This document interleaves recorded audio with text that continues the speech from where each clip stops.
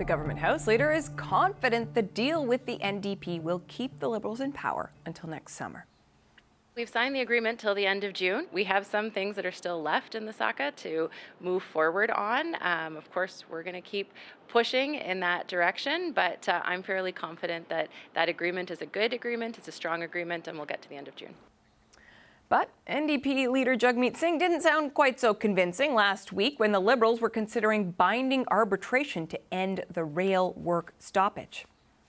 We're not going to accept any interference, whether that's forcing arbitration, whether that's forcing back to work. None of that is allowed on our watch. We're going to fight and oppose that.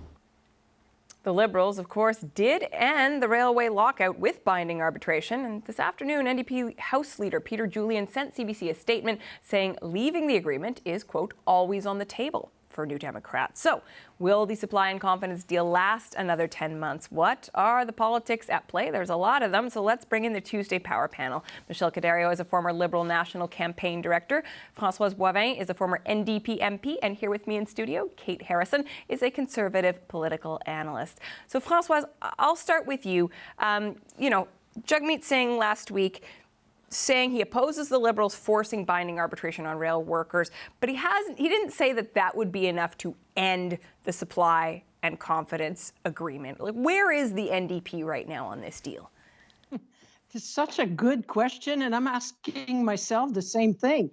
When I entered the Parliament in 2011 with Jack Layton, our first thing in the House was opposing the Conservative Harper government forcing back to work legislation on Canada Post. And it's against anything that is DNA from the NDP, my ex-colleagues. I don't know if this is not enough to break this agreement. I mean, we have to stop even asking the question, this agreement is going to last till its last breath sometime next year. Because when he says we'll fight it any way we can, there's not much other thing that he can do than say, we're getting outside. We're not giving you the support of a secure agreement that makes you think every time you're presenting something, will you fall on a confidence vote? Just the fact that they cannot be clear about this is really mind-boggling. Because I remember so many discussions with my ex-colleagues about we're there for the worker. This is quite an infringement. Labor lawyer for over 35 years. I've never seen any minister, not even a conservative government, use 107 from the labor code, the Canadian Labor Code. So it's du jamais vu to force the industrial board not to go and revisit the possibility, order them to order the guys. NDPers should be really, really at just in an uproar right now. And we haven't seen, and that's troublesome because I haven't read anything from Jagmeet in the last few days. He's completely absent. I didn't see him on Twitter. And I'm trying to see, are they thinking about their next move? Make it quick. Michelle, I'm curious about your perspective on all of this. How much do the Liberals still need this deal? Well, let's be honest. Mr. Singh's bluster would have a lot more teeth if they hadn't gotten about 6% or 8% in the by-election in St. Paul's. They're in no position to force an election. So I think that the Liberals are being gracious in terms of talking about the deal holding up, because there's nobody who's going to actually force an election. So I think that whether the technical paper deal holds up or whether they are continued to be supported and there's strategic counting of votes in terms of getting some different confidence issues through, as we did in the Paul Martin government from time to time, and way too many times than we had to. I think that's what you're going to see. We're not going to have an early election. And how many times now has, Mr. Singh drawn a line in the sand here, a line in the sand there, only for it to get washed away kind of in rhetoric. Kate, I'm curious about the Conservative perspective in all of this. I mean, certainly Pierre Poilievre, you talk about screaming things from the rooftops. Françoise is saying that Jagmeet Singh hasn't been doing enough of that. Pierre Poilievre, this Liberal NDP coalition, he's really... Carbon tax coalition. Yeah, he's really been beating on this drum. But where does the agreement leave Pierre Poilievre politically? Is it a plus or a minus for him?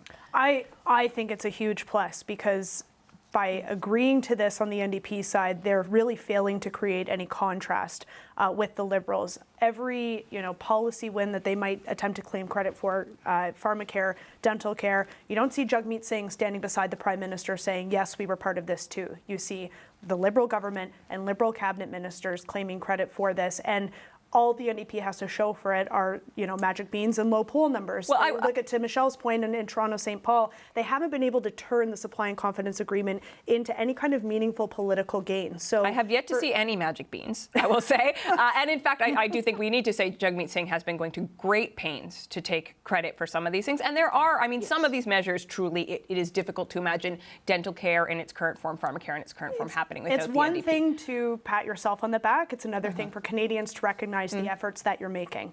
That has not transpired for Jagmeet Singh. So what we have now is a dynamic where party supporters are looking around at core principles being abdicated from the NDP on things like worker rights. For what? There's nothing to show for that politically. So if this is not the line in the sand, the carbon tax certainly hasn't been the line in the sand. Affordability issues haven't been the line in the sand for the NDP. I am left struggling with what it is that the NDP even stands for now.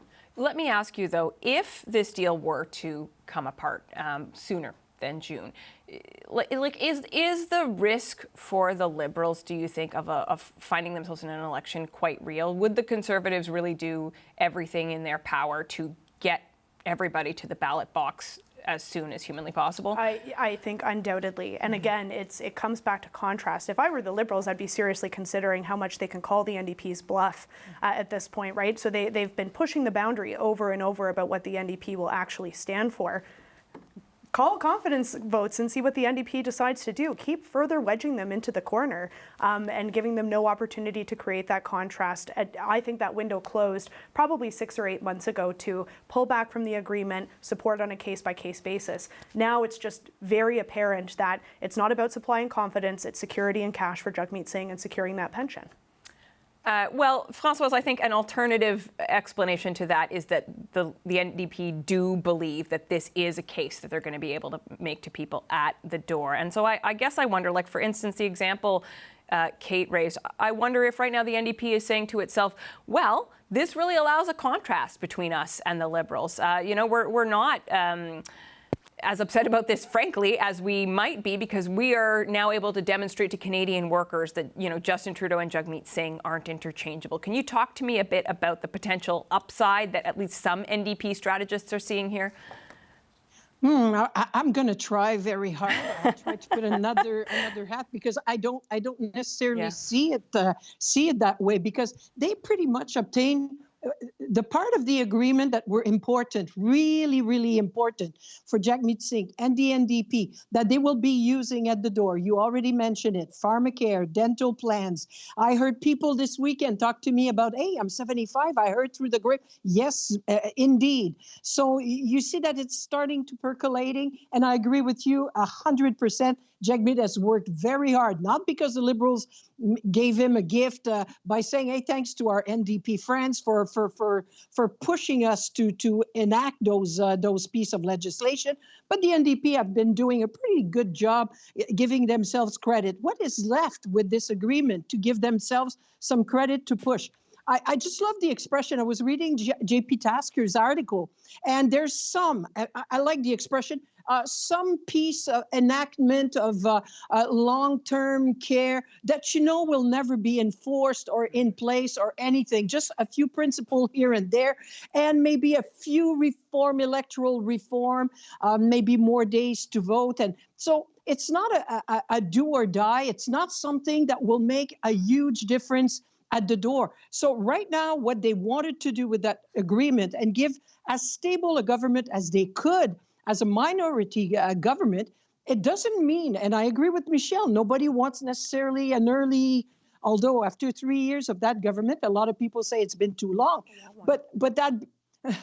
But they don't necessarily, and I don't think anybody wants an election, maybe except Pierre Poilievre, before the Americans. So I'm sure they could find support from the Bloc on certain piece of legislation, or even the NDP on the other matters, but not on a forced agreement. So I think that's what actually the NDP think tank is doing right now, is thinking about what's our next move, because the danger is they're losing their credibility. You cannot go on picket lines, Jagmeet, say you're there for the workers, and then fold and do nothing. So you have to do something. You have to do something. The closing thought, and a significant one from the Power Panel today. Appreciate everybody's analysis. Thank you to our Tuesday Power Panel, Michelle Caderio, Françoise Boivin, and Kate Harrison.